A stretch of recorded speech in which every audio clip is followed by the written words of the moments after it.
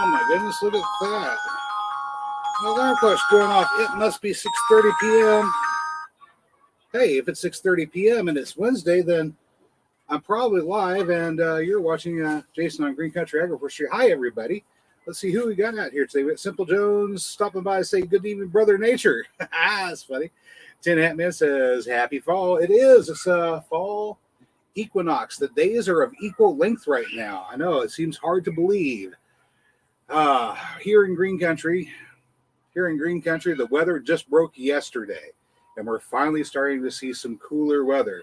Not freezing cold, no frost on the ground or anything like that, but the scorching 90s temperatures every day have ended.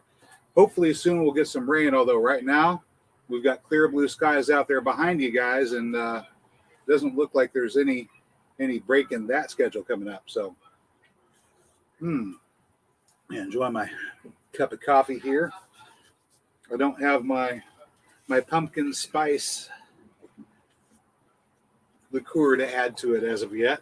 That'll come up here soon, hopefully.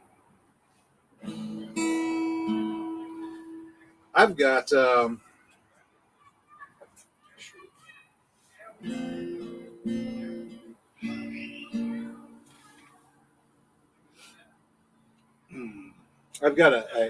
a brand of pumpkin spice liqueur that I like to get whenever it's in season around fall. Sometimes I'll get a whole case of this stuff. It's made by a company called Fulton's Harvest, who do not pay me to say this, but the stuff is darn good in a cup of coffee.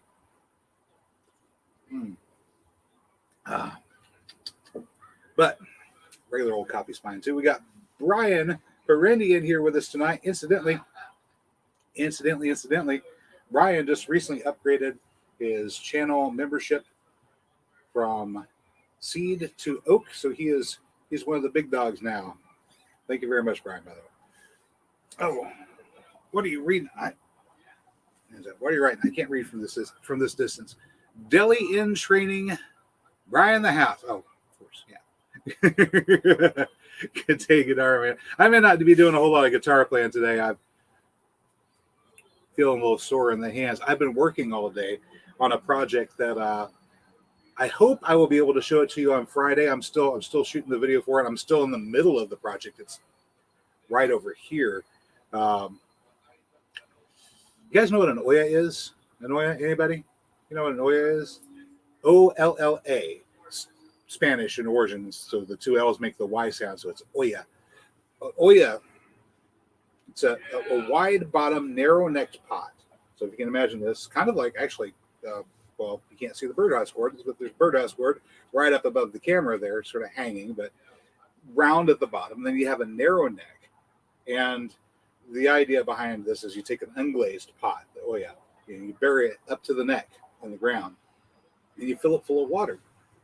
And the water wicks through the unglazed clay and seeps into the ground around it. As the ground becomes dry, the water seeps out, and the plants that are in the area sort of grow their roots around that olla in the ground, and they maintain water. And you can use this as an irrigation system for areas whenever you're going to be leaving for a period of time, or things like that. They're kind of useful. A lot of this is going to be in the video whenever it comes out. There's a little contraption you can get, this little stake made of terracotta, unglazed pottery, that you can take a wine bottle and fill the wine bottle full of water, and then of course you take your stake that's made of terracotta, soak it really well. You turn the wine bottle upside down into the stake, and you just plug that stake in next to a plant, and it's supposed to accomplish a similar effect. Of course, if you've got a large area that you need to keep irrigated, that's an awful lot of wine bottles, an awful lot of stakes, and an awful lot of work. So it might be good for a potted plant, maybe a gallon-sized potted plant that you're keeping somewhere. But if you have a large a garden area to take care of, and then it becomes more problematic. I've come up with a possible solution, and I don't want to share too much of it before time. I kind of want to surprise you, but something special coming up in the next couple of days for you. Vicky is here. Hi, Vicky. Vicky's getting ornery about getting someone to want my land and give me advice on how to develop. Oh, shoot. Have you got the Have you got the space for us to come over there and park the vehicles at yet? Because I could probably talk Mary into going for a walk in the woods with me here one of these days.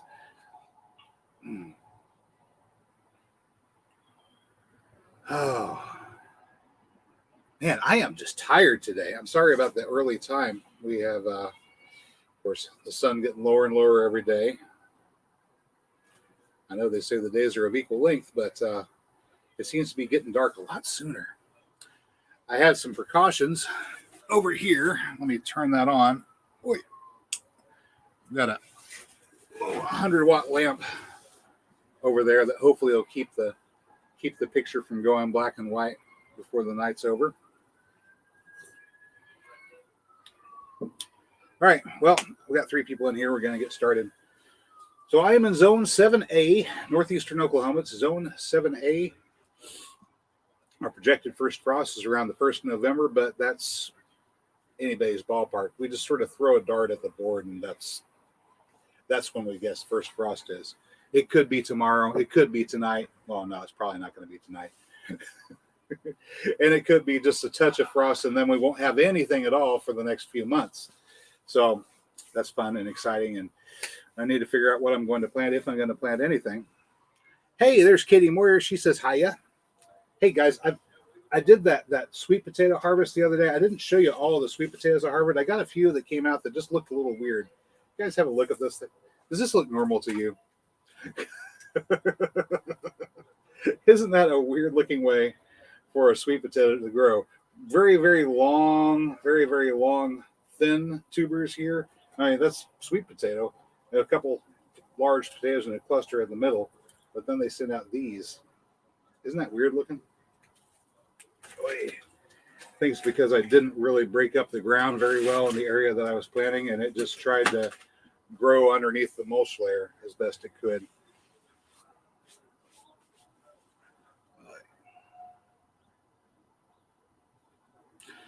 Vicky's talking about the Oyas here. She's seen similar setups in arid areas like the American Southwest. Right. The Spanish during the period of colonial expansion brought Oyas and the concept of using them to the American Southwest. That's why you would see them there now. And of course, the natives already were making pottery, but I believe the Spanish introduced the idea of using the clay pot as a vessel for irrigation. Now, where they got it from, I don't really know, but I know that they brought it to North America. Wait. Brian said, oh, yeah, wait till the sun's low. Dark at 6, light at 8. Good grief. Yeah. It's going to get interesting. And, this year in particular, because we've got odd solar activity, I don't know what we're going to wind up with. I shouldn't say odd solar activity. It's perfectly normal solar activity within the grand cycle of things, but it's what we're not used to, or haven't been used to for a while. All right, so do I have time? And if I do have time, what can I grow? An Arkansas woodcutter's with us here. Got Mark out today. Hi, Mark. I was thinking about you earlier today. I was thinking about the daylilies that you brought over, the ones that are tiger striped.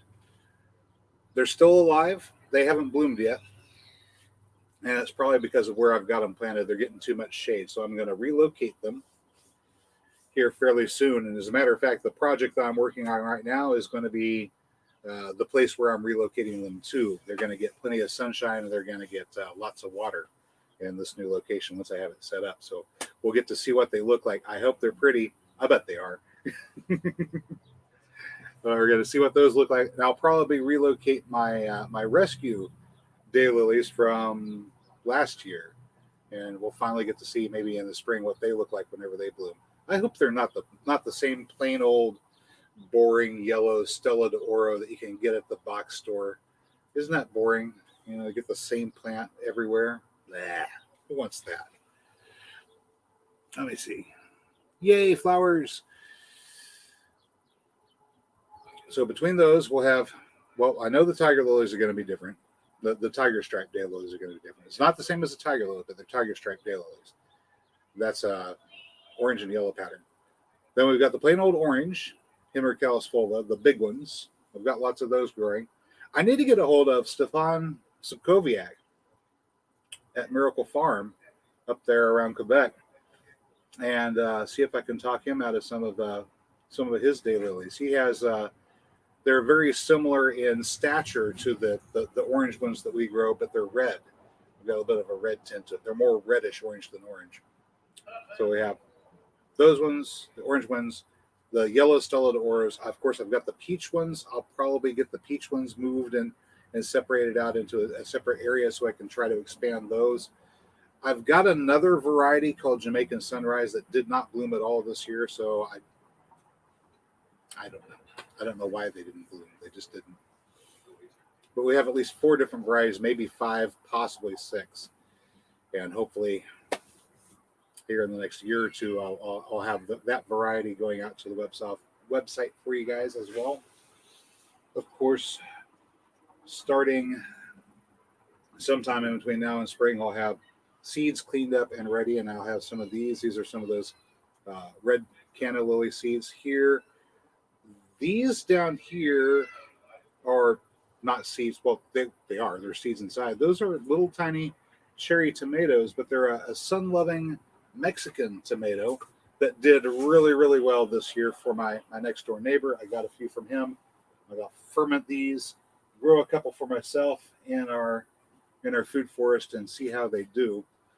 Our red Brandywine tomatoes. Do we have any left? Oh, those are just going bad over there.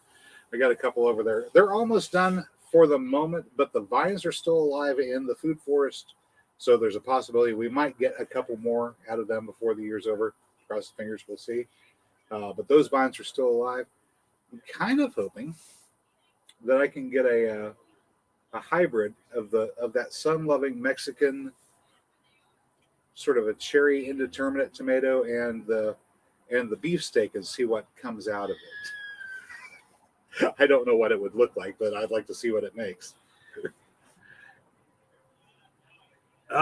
Brian says he's into rose bushes, rugosa. There you go. Those are good. Let's see. Vicky says, I've read that different varieties of dahlias have different flavors. Well, I can verify it. They do a little bit. You'll notice a little bit of a difference in flavor between them, but not a whole lot. Not a whole lot. You'll notice a little bit, but not much.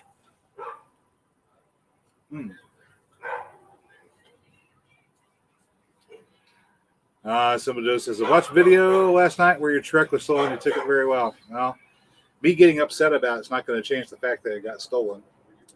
I'm not going to bring it back any sooner. It's just going to give me bad blood pressure and not help me out a bit. So, you know what hatred is? It's that poison that you drink and you hope that the other guy dies. Oh, yeah. Try to avoid it if at all possible. Mark's saying he's got some access to very complex and huge variations of dahlias. Yeah. If you got some different ones, I'm all for it. I love different daylilies, especially because the different varieties will have different growth habits. And I'm helping out my cause a lot already by planting things other than just daylilies. But I've noticed that different growth habits of daylilies. You'll have some that produce really heavily early in the spring, and then some that wait until it gets a little bit warmer, and then some that just really explode later on. And having those blooms come on and get their profusion in different waves means I can go around and I can pick the flowers because I eat them and pick those and have a regular source of fresh flowers which go into my salad. Cannas are wonderful for that. I'm going to have some new ones to play around with, new cannas to play around with next year, because just right there to your left where you're sitting, if you were standing right in front of the porch, I've got one single canna lily plant, which is different from all the other ones. It was just a little tiny bit of a rhizome that was in in the peat moss whenever I brought my canna lily roots home from the store and got ready to plant them. I soaked them really good, but there was this one little tiny piece off there that didn't really look like it was going to do much, but I figured, well, shoot, I'll cross my fingers, put it in some potting soil, set it out there by the porch, keep it wet, and we'll see what happens. If it grows into a canna lily, fine. If it doesn't, fine. I had some woodland violets that were like that, just little tiny bits of the root left, and I put them in there too. And so now I've got a pot over there with some little woodland violet plants that are started, and a couple canna lilies, and one of them, there are 3 canna lilies, one of them is producing pure yellow flowers, and it's the only one that's producing pure yellow flowers, is that one right there. So we're going to take special care of that particular plant. I'll probably bring that root in for the winter and keep it over winter, and then replant it in the spring in an advantageous position, and we'll see if the pure yellow flowers will produce seeds as well. If they do, I'll try to crossbreed them and see if I can come up with a little different variation out there. That'll be fun. All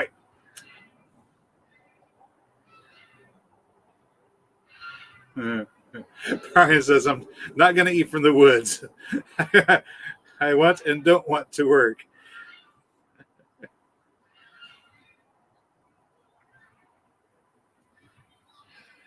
Well, I'll tell you what. You get the right sort of forage planted around your place, then going out and foraging for wild edibles isn't really work. It's just, I'm going to go walk in my garden and get something to eat. All right. Vicky's saying she's also read that different flavors, different varieties of Hosta or Hosta. Is it Hosta or Hosta? Hosta, yeah. Have different flavors. Generally, they're harvested like asparagus with the earth. Yeah, or you just harvest those shoots when they first come up in spring. I don't know. Don't have enough right now to do a taste test comparison, but I have 3 different varieties growing. I've got the little tiny blue mouse ears, the ones that only get about 6 inches tall. It's kind of like a ground cover hosta. And then a little bit bigger than that, I've got June hostas, which are variegated yellow and dark green, really pretty looking. I've got a couple of those going, and then I've got one that's called a pardon me, friends and neighbors. Anyway, I've got one that's called a Filigree Hosta, which is made for really, really low light situations. So I have it tucked all the way back into a corner, and hopefully it gets enough shade that it can really shine there. And shine is what it's supposed to do. In low light situations, it has very, very thin veins, like filigree veins of chlorophyll running through the leaf, and then the rest of the leaf is very white. So it'll stand out as a white contrast in the shade compared to the other hostas. And if I get enough of those going, I'll be able to taste test them and see if there's a variation or a difference between those. That's kind of exciting. I'm looking forward to it. All right. And then, of course, I'll probably break down and get some of the big blue cannas and some of the regular plain ones, the variegated ones that you can see. So that'll be 3 other different types. So it'll be 6 total all around the place once we have a good shade garden going, and we'll find out how good they taste. All right. Yeah, cannas being tropical, semi-tropical plants can't tolerate hard freeze around zone 7A, 7B, especially if you've got them on the south side of the house. You can leave them in the ground, they'll grow back. Zone 6 and north, take them indoors. Whenever your fall comes, you'll want to go ahead and cut back your cannas, pull them up, wait until the greens have died back really well, and then pack them in moistened, not wet, but moistened peat moss. Make sure it's moistened enough that you keep your moisture around the roots. There's a new invention called mufflers. You should try them. All right. Keep that peat moist, nice and moist. You can seal it up in a container, keep it someplace dark for the winter where it won't freeze, and then whenever you're about ready for spring planting, you can take them back out, plant them again, and you'll have your canna lilies, even in a more northern climate. You can do the same thing, incidentally, with ginger, which is Zanzibar official, and turmeric root. Both of those can be stored in peat moss, moistened peat moss, in a sealed container, someplace nice and dark and not freezing over the course of the winter, and then you can plant them in our more northern locations. I have to bring in ginger and turmeric root for the winter. They won't survive outside at all. I'm going to try to keep some turmeric plants alive throughout the winter and grow them like house plants. Keep my fingers crossed and maybe see if I can get one to actually produce the flowers, which are really interesting to see. I've seen them, but I haven't seen them in Zone 7A. So we'll find out if it flowers for me if I can keep it alive. I'm told it's iffy. Maybe I'll get it to flower, but we'll see. All right. Mark says, I want to be like a druid and plant my place to the gills and then guerrilla garden. Yeah. Well, you're using talk to type. You're using talk to type, aren't you? Because it's GORRILLA garden instead of anyway.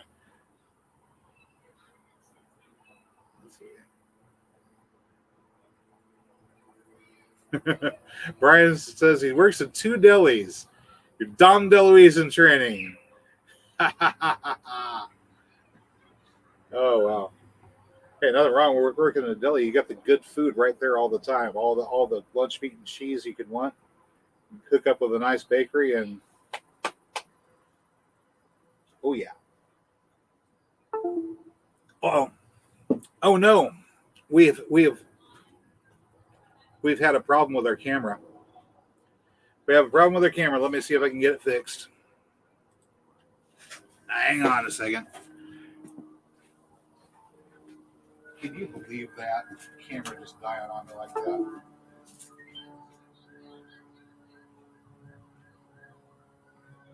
right, I got a light there. Here we go. Down. Try to hit the camera, get it started. Oi. Oi. Oi. Mary likes the earlier time. That's good. All right, let's take a look. There's the USB camera. It's back on again. There we go. The USB ports on my laptop are just really, really loose, and almost anything, the slightest vibration and shake them and make them pop out. It's horrible. We got John Pumphrey in the audience with us tonight. Hi, John. Brian's in like Zone 3A. Minnesota, I think. Egg Gain territory. You're not doing anything weird up there, right? Vicky says, remember that Mom loved her cannas, even though they barely bloomed in Minneapolis. Yeah. Stored in the basement. There you go. Joe's with us. Hello, Joe. Woohoo. All right. So if I am going to grow a fall garden, what can I grow? Well, let's take a look and see what I got for seeds. This is going to be fun. Boy, I brought them out. Not all of these, of course, are good for fall. Celery. I got some celery.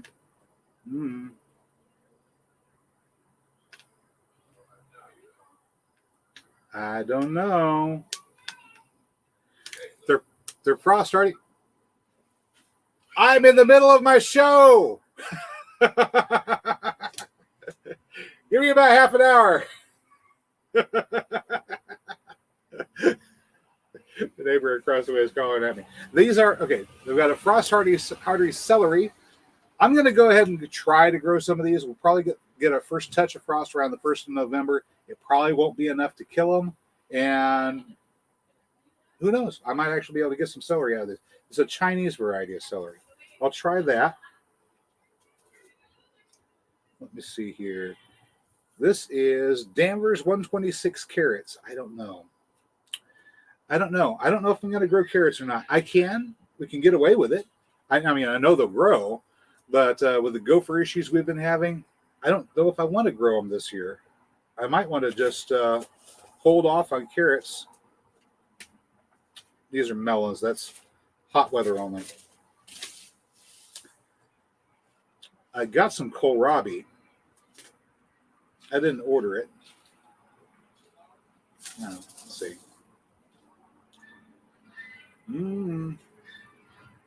I might try kohlrabi. Who knows? Let's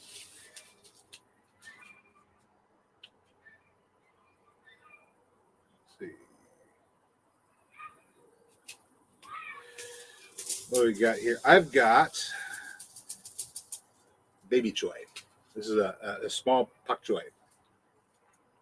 Yeah. Okay, Bok Choy, for the people who don't know, Bok Choy is like, you guys are familiar with lettuce, right? You know what a head of iceberg lettuce looks like. It's a big ball.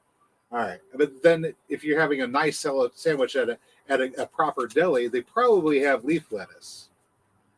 And leaf lettuce is to iceberg lettuce what Bok Choy is to cabbage. They're essentially cabbage, but more like a leaf cabbage.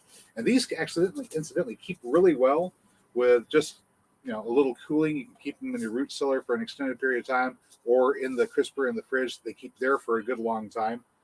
I really like them. I'm going to grow some. I think these will do well. I've got, these are called French dressing radish. So it's kind of like a French breakfast radish. We're looking about at least the length of my pinky or so, probably the width of my thumb, maybe. Once again, I don't know if I want to or not. I want to. I don't know if I should, because gophers. I don't want to feed the gophers. I want them to starve this winter, if possible. I want the gophers to starve. I want them to starve this winter. I want them to wake up in the spring and go, oh my goodness, there's peppermint everywhere. I don't like this yard. I want to leave. So that's my plan, is not feed the gophers and plant more peppermint. So I've got the seeds, and I'll just hold on to them, and then I'll try maybe next year if there's any indication that the gophers are going by. But I've got, this is some leaf lettuce. It's a red leaf lettuce, Silva leaf lettuce. I could grow this. I might grow this. I usually don't grow lettuces, but I don't have anything flowering right now, so I don't have any fresh flowers for salad. Maybe I should grow some of these. That'll give me my salad greens. We'll put that there. I somehow wound up with, I made an order to Baker Creek, and they sent me extra seeds that I didn't order. I wound up with some Butter Crunch lettuce. So if you guys want Butter Crunch, anybody wants Butter Crunch lettuce, let me know. I'll just mail this out to you. Here's some more baby choy, Bok Choy. Those will grow really well. Of course, Danvers 126. These are the half-long carrots.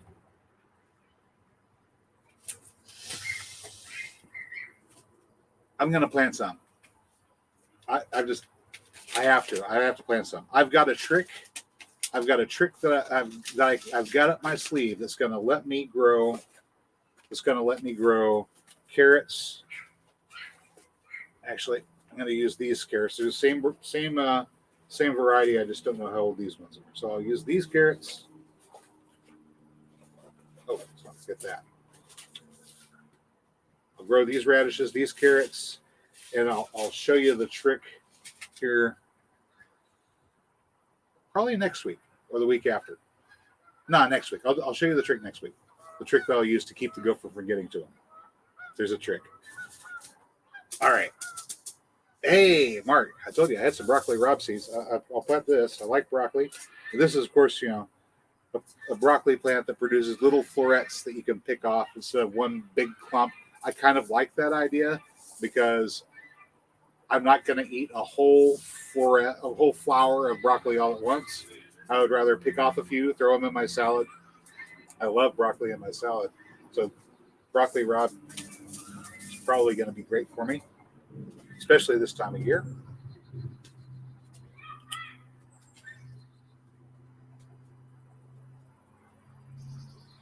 Sassafras Red just says, just harvested my late planting, early maturing sweet corn planted in July was a bust. Oh, man. Sorry to hear that. I've had the worst luck with sweet corn myself, so maybe it's us. All right, I've got something called Colorado Red Star Artichoke. I'm not growing this in the fall. I don't think it's a good time to grow it in the fall. Or maybe it is. Who knows?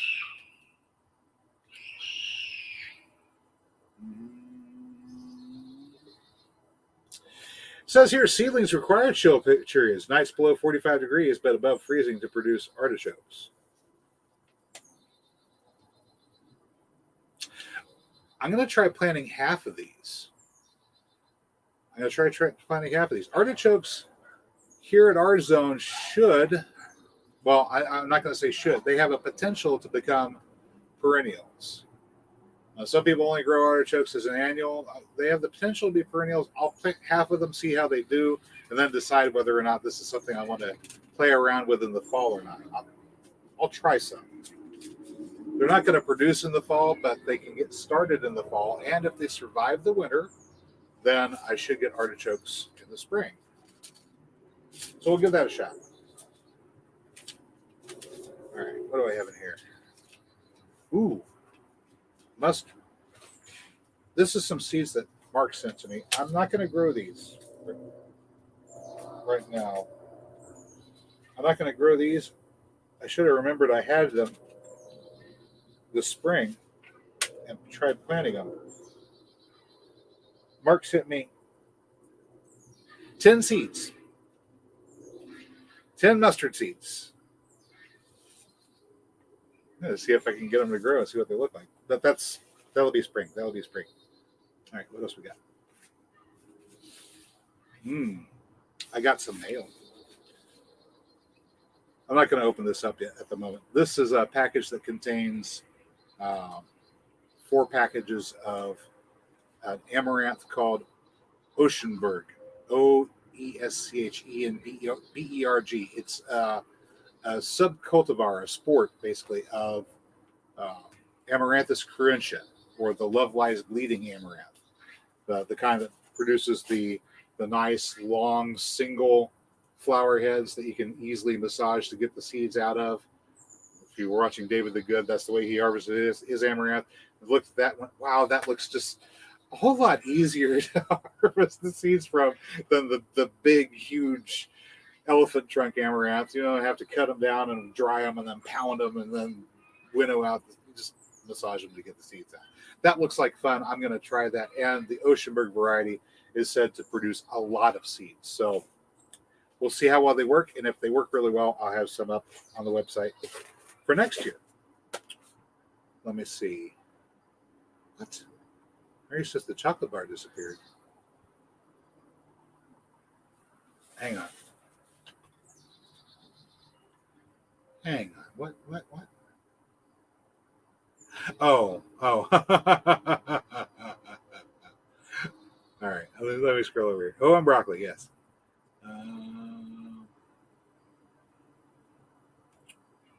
Sassafras Red says, probably not enough light for a sweet corn. All an experiment. Let's see. Oh, is that what happened to Mary the other day? Which did she mention something that sounded off color?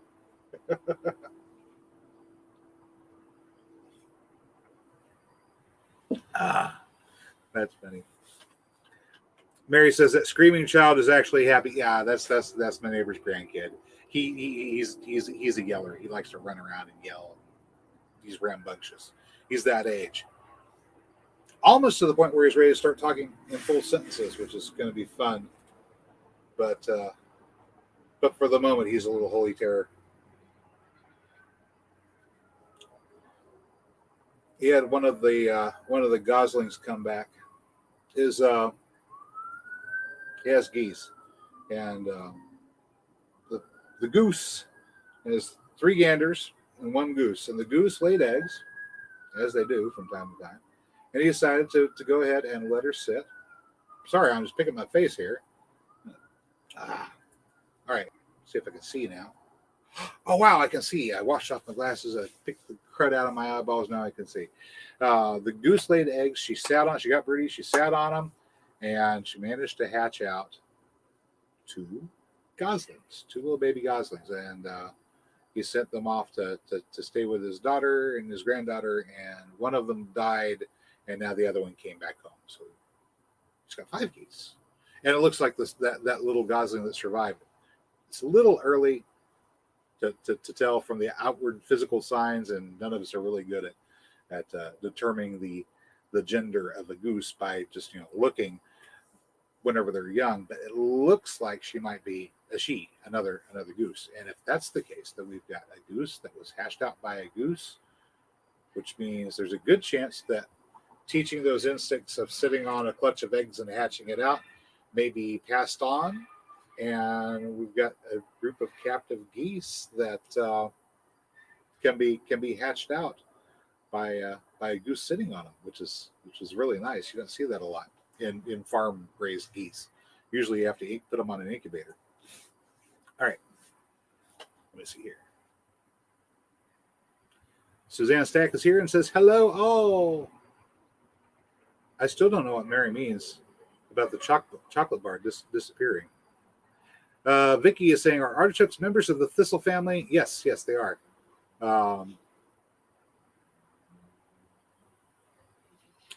Incidentally, if you want to attract finches, small seeds like thistle seeds are good to add to your planter. You see, I'm being sneaky here. I don't want regular thistles growing around, but these are thistles. I wouldn't mind if I had volunteer artichokes growing around. That would actually be kind of nice. This is a thistle that I would like to have. So thistles, artichokes, thistles. And then I can take the seeds, I can feed them to the birds, and they can knock them all over the place and plant them as they see fit, and I'll get more artichokes. I think this is a good deal. Sassafras Red says, my love lies bleeding crossed with my Guatemala red amaranth. Oh no. What did it look like? What's it look like? What's it look like?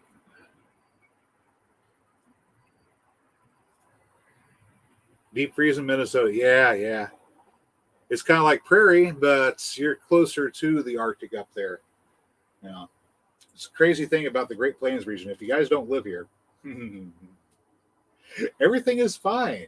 And then here, at least in February, Hay River, Manitoba gets dumped on your front yard, and you look out there and go, "Wow, it's Arctic cold here." Brr. Fortunately, it doesn't last more than about a month, and then we're back to sweating. But we do get that really nice jolt of Arctic cold, and I imagine up in Minnesota you get it worse. Yep. Vicky is right. All varieties of amaranth will cross prolificately. There's the word for that. That's our $5 word for the day. Is prolificately.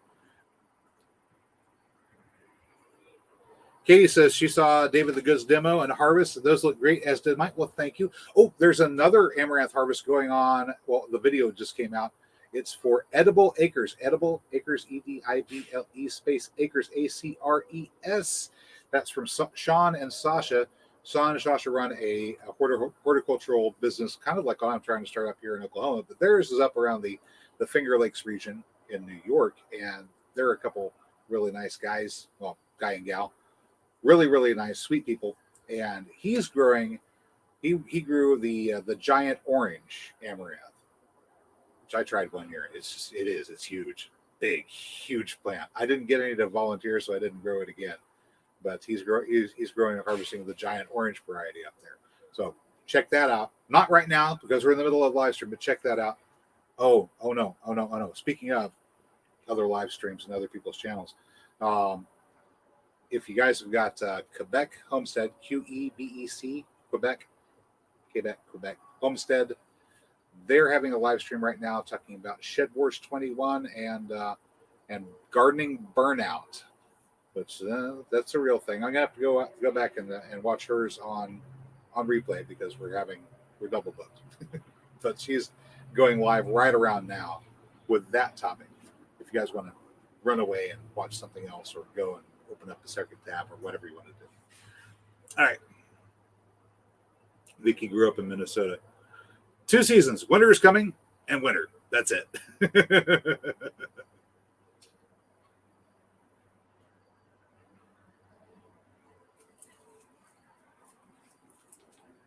Okay. Brian says, getting my septic solid tank sucked out. Oof.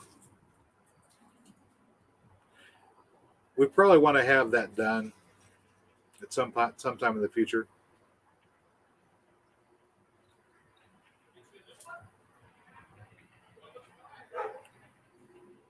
Because over the past at least 10 years, we haven't had it done here. Haven't really needed to. We never flushed toilet paper. Vicky says, if I recall it right, the thistle is the national plant of Scotland. I don't know off the top of the head, but after today, I bet you I will.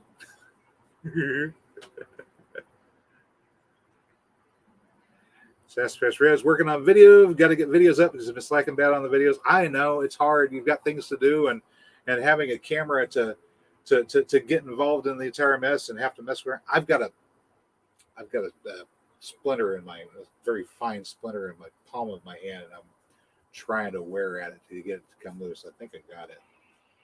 Anyway, having that camera out there is just that extra chore that you've got to do. And then you've got to do your video editing, and then you've got to post it. And of course, you've got to talk to the people that come by and watch the video. And if they say something, it's asking a question. It's nice to be able to respond to the question. This can get very tedious and take up a lot of time. But commercial. If you are a channel member of the Oak level or higher and you ask a serious question in comments, I will do my level best to make sure that I do the research and find an appropriate answer for you. And of course, if I can't find the answer, I'll try to steer you towards somebody who can. So that's one of the advantages to being a Oak member and higher. Anyway, all right, enough of that. Brian's got Asperger's syndrome. Yay! Yeah, I've been told that too. I don't know. I think that's just what they say whenever you're socially awkward and you don't know what to say.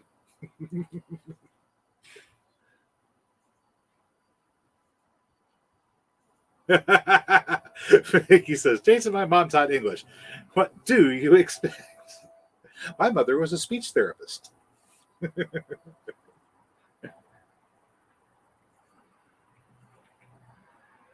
Sassafras says,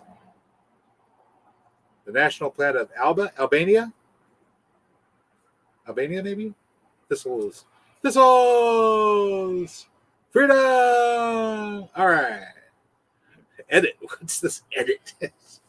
All right. What else have I got in my bag of seeds here? Okay. I am going to try some carrots.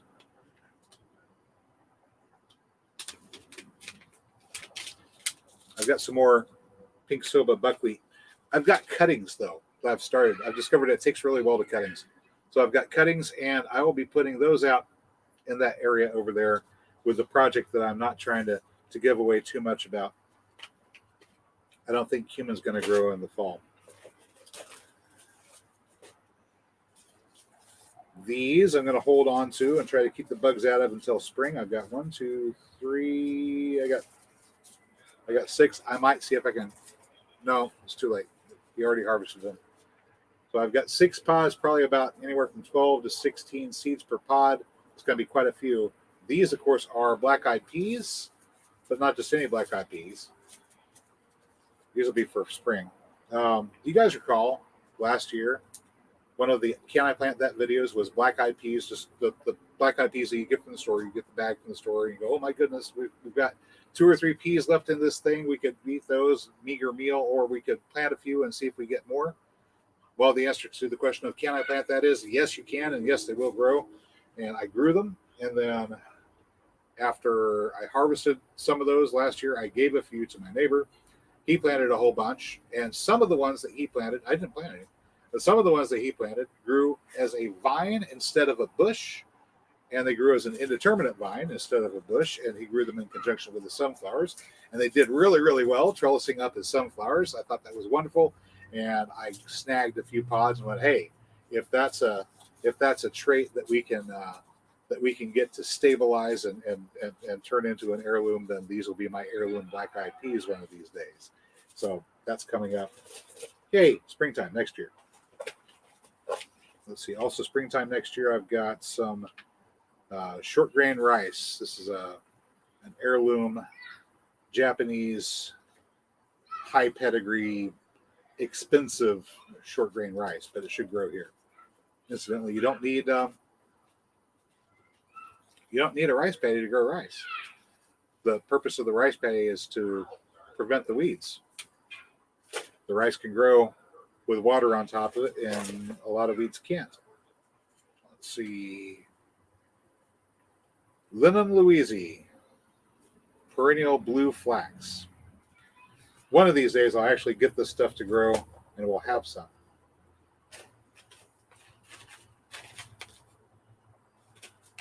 Get some more borage. That's for spring.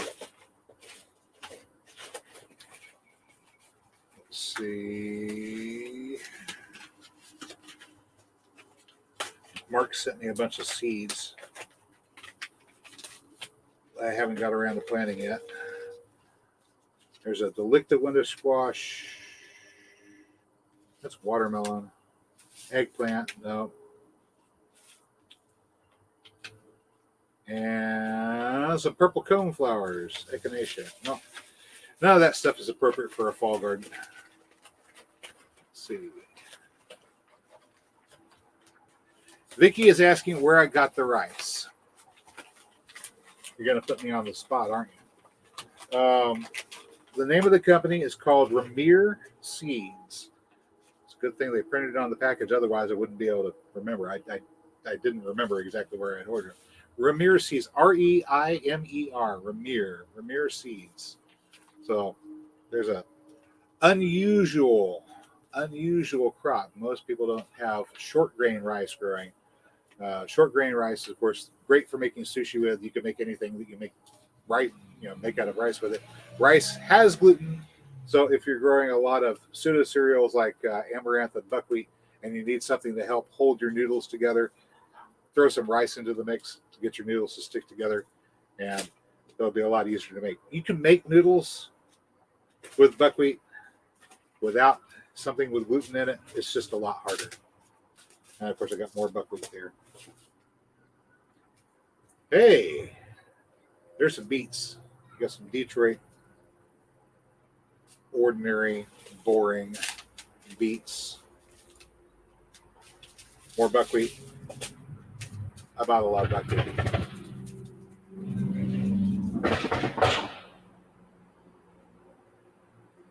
Eek. Mufflers. All right. And we're definitely going to have to try these guys out. I don't know. The trick I have for defeating gophers probably won't work with these guys. But come on. Do you see the size of that radish? This is a Japanese Minawase daikon radish. So I'm going to grow a few of these because, well, the kind of cooking I like to do. I like Oriental cooking a lot. And of course, I don't have them out here. Why did I not think to grab those before I came out? I'm going to be planting some California softneck garlic this year. I got some more California softneck garlic, and I'm going to give it another shot. By golly, I'm going to use the special little trick that I was just referring to, sort of furtively, about something that's going to stop the gophers from getting my root crops. By golly, and I'm not going to be able to do this for everything, unfortunately, but it will work against them in a lot of cases, and I'll show you what that is coming up either next week or week after next. All right. No, yeah. So no name was asking, does rice grow well in the fall? No, I have to plant that in the spring. I'll probably get it started indoors in the plug trays and then take it out and take a kiddie pool and make my own little rice paddy. And we'll grow rice in a kiddie pool and see how that works. That'll be a fun project for springtime. And we'll have a little bit of rice. Not a lot. My idea for dietary needs is probably grains should only be about 10% at any time of your diet. Try not to have too many grains in your diet. You'll have much better health. But short grain rice, this particular variety especially, is a resistant starch, which means it doesn't spike your glycemic index. It doesn't make your blood sugar spike like some other types of grain would do. So sweet potatoes being resistant to starch and that short grain rice being resistant starch are carbohydrates that you can get away with eating without having to worry about them making your tum-tum blow up too big. Castor beans for the gophers is what Arkansas Woodcutter is saying. And the do I have any around here? I might even have a bag of this stuff around. The granules that you can get to spread. Um, I believe Seven makes them, maybe, or Ortho. There are granules you can get to spread out to get rid of rodents. Little Charlie's on a roll tonight. You can get these granules that you can spread out over your yard over your yard to chase away the rodents. I've had some mixed success with that. I've tried throwing it by the handful down into a groundhog hole to see if the groundhogs would pack up and move, and they didn't. But the thing that did make them pack up and move was clipping off a handful of peppermint, wadding it up into about a softball-sized ball, and throwing that down the hall. And the very next day, that groundhog was sighted making its way out of the yard and across the street. At which point, the neighbor's dog got it. But yeah, castor beans are in those granules that are produced commercially for chasing rodents out of the yard. Apparently, they work on something, and I've spread some, and I don't know how well they worked for me, but I've tried them. All right. Lisa Kukla is saying hi, Lisa, Lisa. Lisa lives down the street, around the corner, across the river, I think, from us. Go down, hit Highway 97, head south. She's off over that way somewhere. Hi, neighbor.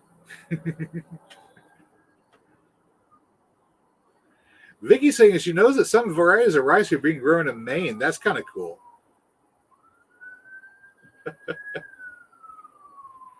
Castor oil will be made from castor beans. I'm assuming so, yeah. Boots and Betty Home says here, throwing me some fall seeds in the ground this week. So ready, I'll bet. I'll bet. Mary is saying, he said my idea was too gross. I don't remember what Mary's idea was. Did she have an idea? She must have had an idea. Context, Mary, context. What's the context? Ooh, you guys feel that? I think. Oh, yep. The sun's behind a low hill over there behind us now, and the temperature just dropped. It's getting a little bit chilly.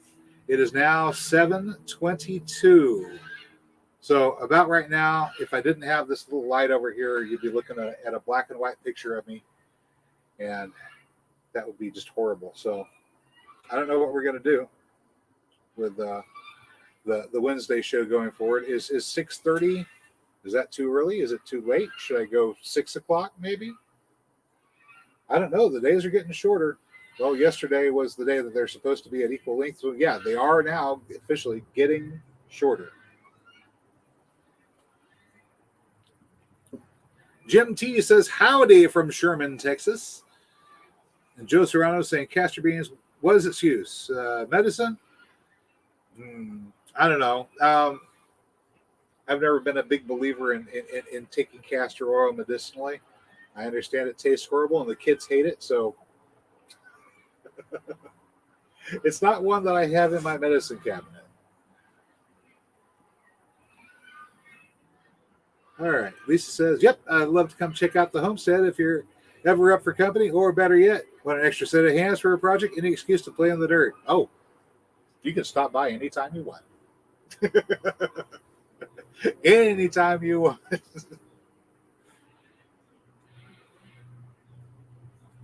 Oh, yeah. Yep. I got a little bit of digging to do tomorrow. Not a lot, but a little bit. Unfortunately, it's through clay. I may as well tell you, this area over here, just to the south of the driveway for the mother-in-law's house, which is two properties together. Whenever they were doing the construction around this area, and they were packing down and stabilizing the area that they were going to put the foundations for their houses in, they used some clay, which is a very, very low quality, just builder's clay. And there's a little bit of gravel in it too. And their excess is what they dumped all along that strip right there beside the drive, right beside the driveway. Oh, and they also did their overspill, their excess from the cement truck it got dumped off in that area as well. So the really the soil there's no subsoil. This is all it is clay. And then if you can get through all that clay and rock, somewhere underneath it, there's sand underneath that. So I've been trying to grow things in this strip, and everything just dies there. Everything dies. Everything dies. I've started piling up the organic matter on top. That's wonderful. That's wonderful. It's going to slowly break down, and eventually, over a great long time, it'll make that soil much better. But everything dies. It won't hold water. And my idea was to create essentially a long artificial, well, of course, a long artificial meadow stream is a way of thinking of it. If you imagine a stream that cuts across a meadow and it's coming down from the hills and it's got jumbles of rock and clay and everything else in it, and it creates this cavity that water collects in. And whenever it's not the rainy part of the year, the water stays in there, and the clay and the rock hold that in there like a big, long, skinny pond. And even though there's no standing water in it, you wind up with all the plants around it doing well. So you walk across, and I don't know if I got a picture of this whenever Mary and I were out at Turkey Mountain the other day, but the next time she stops in, that's a female cardinal coming in. That little squeaky noise you hear behind you, beep, beep, beep. It's a female cardinal. She's right behind you. All right. So the next time we head out to the hills, I'll see if I can get some footage of that example of the stream cutting across the meadow. That's not always full of water, but it gets enough that whenever it's not raining, it stays inside that narrow channel and it doesn't all evaporate out. I'm trying to recreate that in this little strip here, and hopefully that'll keep the area hydrated and things will grow finally in that area. All right. Drops Family Garden just dropped in to say hello. Hi, Drops. Drops Family Garden is making a move from the Pacific Northwest sometime in the near future, and they will be coming out to either here in Oklahoma or Texas, one of the two. I think you said you were getting in touch with R&R, Rusty and Rachel over there at Robertson's Belly Acres. I can't remember the channel name for that. Robertson's Belly Acres. And of course, Rusty and Rachel are involved in turning over properties, going and finding the house, fixing it up, and flipping it. So they're always looking at real estate. So I hear they're looking for you. Let's see. More neighbors. Texas is good too. Nothing wrong with southern Oklahoma. South of the Red River. Diggity dig. Oh, you've been watching that. You've been watching David the Good and listened to his diggity dig video, huh?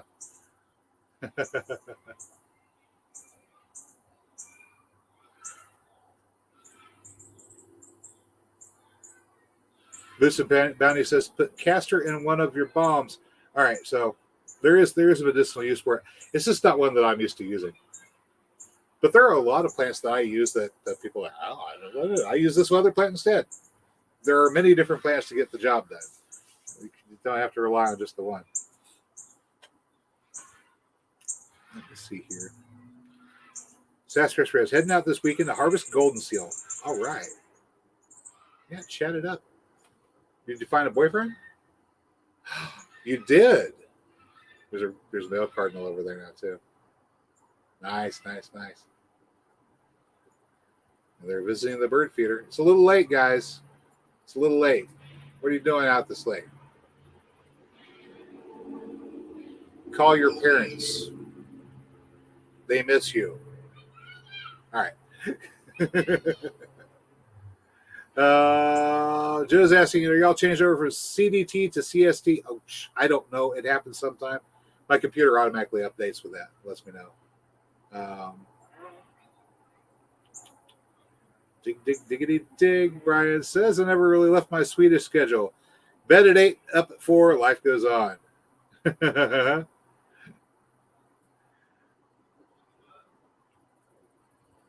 I think Drops, you still have the biggest rooster, right? Or somebody measured a larger one. Katie says, castor oil's superpower is that it draws through skin. Warm compost, help yours dry. I wanted, oh, nice. Okay. So it's essentially a carrier oil. You mix other things with it and it'll pass through the skin so you can absorb whatever that way. And it can draw out unwanted whatevers. Yes. All right. Of course, this is not a medical channel. I'm not a licensed physician. Anything you hear regarding herbal treatments is purely hearsay, right? Conrad Homestead says, hello, folks. Hey, how's it going out there in Kentucky?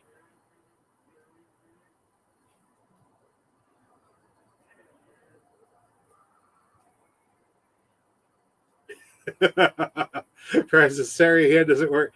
It's not that it doesn't work. It's just really sore today. Actually, this one's more sore than this one. Castor beans are the source of ricin. Ah. Bet that would get rid of the gophers. Drop says his rooster stands 26 inches tall. That's a big rooster. And Mary is buffering because she's out in the middle of nowhere. Hey, we have been going for a full hour. I've showed you the things that I'm planning on planting, the things I'm not planning on planting, and why. And I didn't show you the garlic that I'm planting this year. It's California softneck garlic. It's the plain old white garlic you see at the grocery store right now. They go for about $1 a bowl. That's what I'm planning on growing. That's what I grew the first year that I tried growing garlic, and I had mixed results because I was playing around with my spacing. And then this year I had gopher issues, probably because they found out that I was planting garlic and decided that they're going to come and eat all my garlic and everything else I planted that was in the ground too. Oh, you know what those little boogers did? Right over there where I've got some wild yarrow growing that I picked up at the Oklahoma meetup prior this year. I picked up some wild yarrow. I brought it home. I planted it. It did great. Still doing great. I mean, the fancy pretty stuff with the pretty flowers, the different colored flowers has already died off, but the wild is still growing. It's hardier. But some gopher came up, grabbed one of the plants, and just yanked it on down. I didn't know they were going to eat yarrow, but they did it. They did it. They did it.